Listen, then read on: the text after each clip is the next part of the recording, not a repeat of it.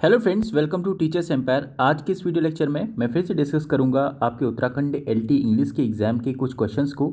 तो चलिए मैं शुरुआत करता हूं आज के फर्स्ट क्वेश्चन से।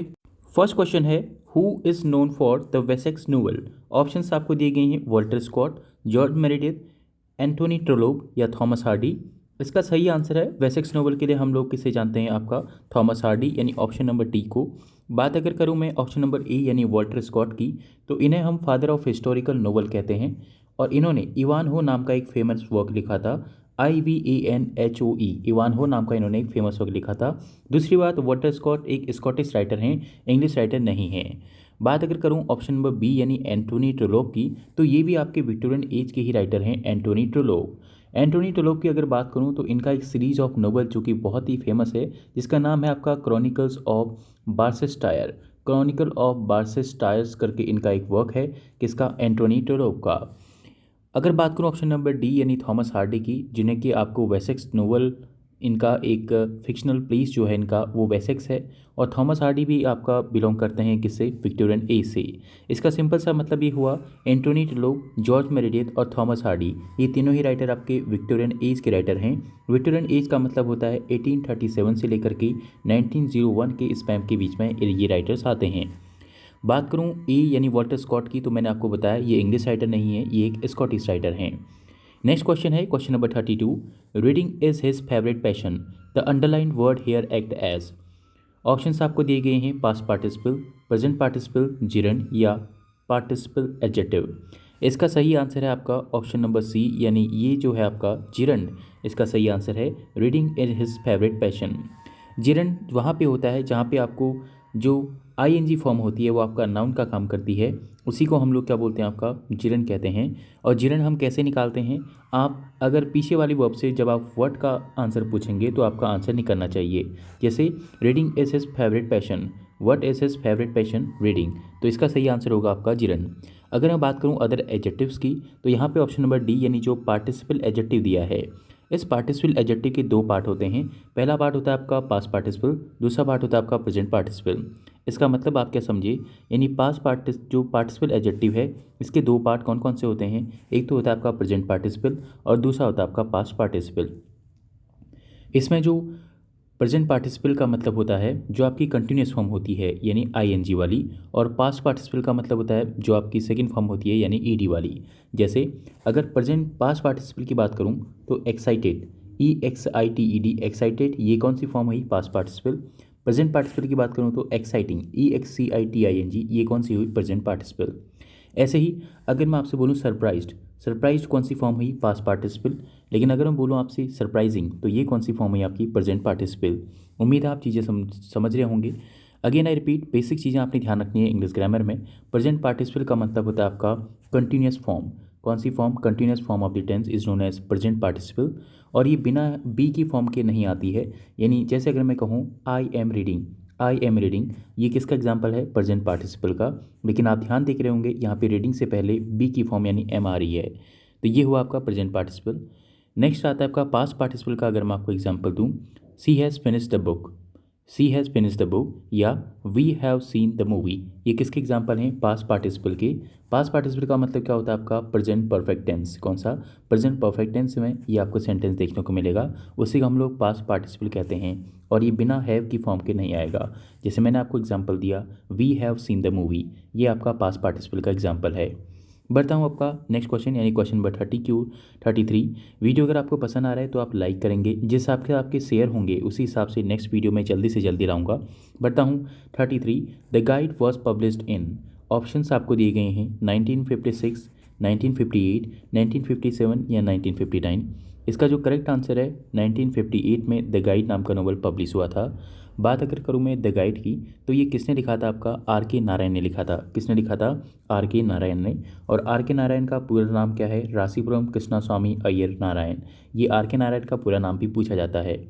द गाइड के साथ साथ RK नारायण ने और कौन कौन से वर्क लिखे, एक इन्होंने लिखा था आपका the financial expert, the bachelor of arts, Swami and his friends और इंग्लिश टीचर, इनके फेमस वर्क हैं। आपको फेमस वर्क हर इंडियन राइटर के पता होने चाहिए, इसके साथ साथ टाइटल और सब टाइटल भी आपको चीज़ें पता रहनी चाहिए। अगर मैं बात करूं द गाइड की, तो इसमें आपको मालगुडी नाम का एक प्लेस देखने को मिलेगा। किसमें? द गाइड नॉवल में आपको मालगुडी नाम का एक फिक्शनल टाउन आपको देखने को मिलता है। ये भी आपसे बेसिक सा पूछा जा सकता है कि मालगुडी नाम का फिक्शनल टाउन है किस इलाके में। ये ईस्ट इंडिया में है, वेस्ट इंडिया में है, नॉर्थ इंडिया में है या साउथ इंडिया में है? इसका आंसर मैं आपको वीडियो के एंड में दूंगा। बढ़ता हूँ नेक्स्ट क्वेश्चन यानी क्वेश्चन नंबर 34 की ओर। 34 क्वेश्चन है, fill in the blank with a suitable verb. Options आपको दिए गए हैं। Mister Anurag speaks as if he the prime minister of India. ये बहुत ही फेमस और बहुत ही ईजी एग्जांपल है फिल इन द ब्लैंक्स का। इसका सही आंसर होगा एज इफ, जहाँ पे आता है उसके बाद हम लोग वर्ड लगाते हैं, यानी मिस्टर अनुराग ऐसे बात करते हैं जैसे कि वो इस देश के प्रधानमंत्री हैं। नेक्स्ट क्वेश्चन आता है आपका, which novel of Mulk Raj Anand is known as character novel. Options आपको दिए गए untouchable, two leaves and a bird, coolie या द विलेज। इसका सही आंसर है 35 का ए, यानी अनटचेबल नोवेल को ही हम लोग क्या मानते हैं? करेक्टर नोवेल मानते हैं। अगर मैं बात करूं मुल्कराज आनंद की, तो मैंने आपको बताया जो इनका अनटचेबल वर्क है ये 1935 में लिखा गया था। इसका पब्लिशिंग ईयर आपको पता होना चाहिए 1935 में, और इनका फर्स्ट नोवेल माना जाता है मुल्कराज आनंद का। इसके साथ साथ इन्होंने कुली लिखा था 1936 में, और two leaves and a bird और द विलेज भी इनका फेमस वर्क है। इसके अलावा अक्रॉस द ब्लैक वाटर और स्वॉर्ड द सिकल, ये भी इनके फेमस वर्क हैं। मुल्कराज आनंद आपके इंडियन राइटर इंपोर्टेंट है, जो कि आपके एलटी के एग्जाम में पूछे जा सकते हैं। इसलिए आपको पता होना चाहिए कि इन्हें साहित्य अकादमी अवार्ड भी मिला था। वो मिला था इन्हें 1971 में, और पद्म भूषण अवार्ड मिला था इन्हें 1968 में, और इंटरनेशनल पीस प्राइज़ इन्हें मिला था 1913 में। अगेन आई रिपीट, अगर मैं सीक्वेंस से बात करूं, सबसे पहले इन्हें मिला इंटरनेशनल पीस प्राइज़ जो कि 1913 में मिला। उसके बाद इन्हें मिला आपका पद्म भूषण अवार्ड जो कि 1968 में मिला। उसके बाद इन्हें मिला साहित्य अकादमी अवार्ड जो कि 1971 में मिला था। किसे? मुल्कराज आनंद को। अगर मैं बात करूं इनके एक और फैक्ट की, तो अगर आपसे बेसिक सा क्वेश्चन पूछता है कि मुल्कराज आनंद इंग्लिश की कौन सी सेंचुरी से बिलोंग करते हैं, तो आपका 20वीं सेंचुरी के राइटर हैं। और दूसरी बात, अगर आपसे बेसिक सा क्वेश्चन पूछता है which writer is incorporate Punjabi and Hindustani idioms into English first, यानी इन्होंने पंजाबी और हिंदुस्तानी ईडियम्स को पहली बार इंग्लिश में यूज़ किया था, वो कौन से राइटर थे? मुल्कराज आनंद थे।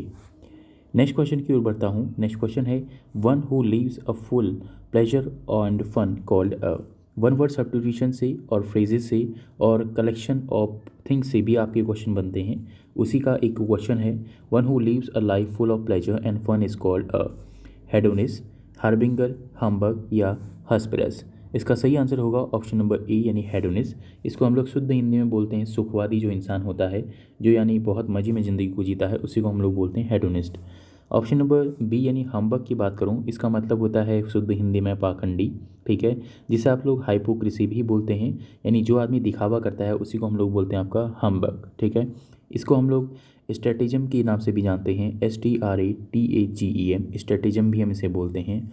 पॉपी कॉक भी हम इसे बोलते हैं, POPPY poppy, COCK cock, poppy cock भी हम इसे बोलते हैं, ठीक है। नेक्स्ट ऑप्शन यानी ऑप्शन नंबर सी की ओर अगर मैं बढ़ता हूँ, तो हार्बिंगर का मतलब होता है आपका ऑप्शन नंबर सी। हार्बिंगर का मतलब एक तरीके का अग्रदूत, जिसे हम कहते हैं प्रीकर्सर। प्रीकर्सर का मतलब होता है जो आपके एक तरीके से इनिशिएटिव लेते हैं किसी भी चीज़ में, उसी को हम लोग हार्बिंगर बोलते हैं, प्रीकर्सर, PRECURSOR, प्रीकर्सर।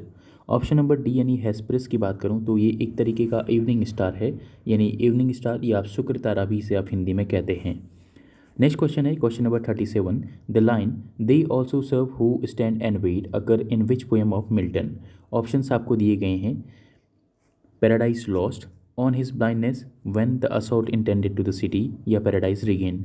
इसका सही आंसर है ये जो लाइन्स हैं, they also serve who stand and wait, ये लाइन्स हैं आपकी ऑन हिज ब्लाइंडनेस की। ऑन हिज ब्लाइंडनेस जो कि किसकी पोएम है? जॉन मिल्टन साहब की पोएम है। जॉन मिल्टन एक ऐसे राइटर हैं जो आपके लगभग हर एलटी के एग्जाम में आज तक पूछे गए हैं। तो जॉन मिल्टन के बारे में आपको बेसिक फैक्ट पता होने चाहिए। पहला तो जॉन मिल्टन का जो बर्थ है 1608 से लेकर के 74। दूसरी बात, इन्हें हम लोग लास्ट मैन ऑफ रेनेसेंस भी कहते हैं। और तीसरी बात, इनकी 3 शादियाँ थी। कितनी थी? 3 शादियाँ थी, जिनमें जो लास्ट वाली शादी थी वो इनकी सक्सेस हुई थी, जो कि मैरी पॉवेल के साथ थी, मैरी पॉवेल के साथ, ठीक है। और इनका birth place bread street London में इनका बर्थ हुआ था, ब्रेड स्ट्रीट लंदन में इनका बर्थ हुआ था। और अगर मैं इनके अदर वर्क की बात करूं, आप इन्हें जानते हैं कॉमर्स नाम के मास के लिए, COMUS, कॉमर्स नाम के मास के लिए आप इन्हें जानते हैं।